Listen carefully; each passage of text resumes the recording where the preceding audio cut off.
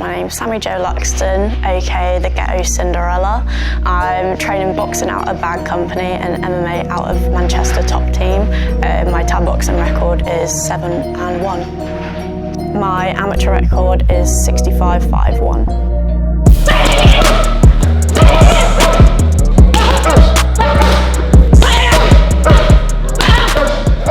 Aggressive. Everybody says I don't have a backwards button, I'm just always going forward. Even if I take some hefty shots, I just take them on the chin and I just keep on going forward. It makes me go forward even more, I think, because I'm like, right, I want to hit you again.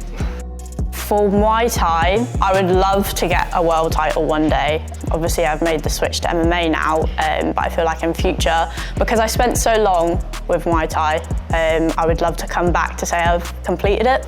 To get a world title in Muay Thai, that would be a goal. For MMA, this year my goal is to just get my feet in, get my name out, prove to everybody that I mean business. Over time would be to win a world title in MMA as well. Realistically, my overall goal is to win a world title in MMA, a world title in Muay Thai, and a world title in boxing. So I got the call for the Mayweather fight just before Christmas, I think it was, or New Year. Around that period of time, so I wasn't really training as such. So I said, yeah, let's go for it. When you get offered something like that, you have to grab it with both hands. But that was when I was making the switch to MMA, so it was a very crazy time. But as it's panned out, I'm glad I'm doing it just to get my toes in the water for boxing. So my opponent for the Mayweather fight, she's actually an MMA fighter. We'll probably have very similar styles, like sort of a contrast to the boxing style, like the traditional style. I'm just gonna stick to what I know and push forward. The one thing I'm looking forward to the most is probably Floyd's birthday party, to be fair.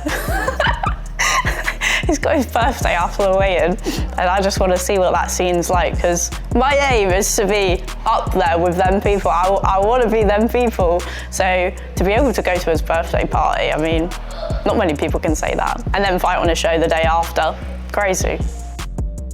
I made the switch to MMA purely because I feel like I needed a change. I had done Muay Thai for so long. The fights I was getting were okay, but I feel like I just needed something to push myself. I was doing boxing to help with my Muay Thai, and I was gravitating more towards boxing. I feel like from that point I said, like, I need a change, I want to do a boxing fight.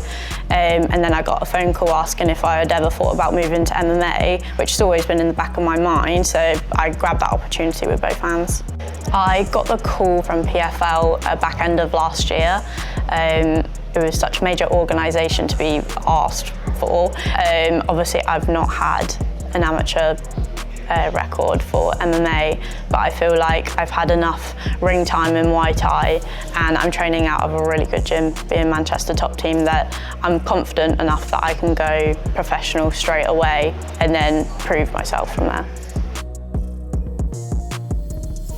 A lot of people judge a book by its cover, so they don't think that I'm able to do what I can do. And then that's sort of the shock factor. I feel like that's where I've propelled on my social media as such, is because people have gone, oh, look at her, like, she's just dolled up, she does all this, she does all that. And then they actually start looking into my fights, and the amount of people that have come up to me and said, you can actually fight.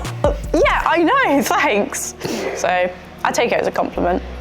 What drives me and gets me up every morning is my family. My mum and dad put everything into me when I was growing up, just money-wise, time-wise. We had letters coming through the door and they were stressing because, oh my God, we need to pay this, we need to pay that, but they were paying for me to go to Manchester to fight, or just all over the world. We were doing fundraisers. My mum and dad were working extra hours, and then my sisters, they were having time taken away from them, from my parents, because they were spending so much time with me.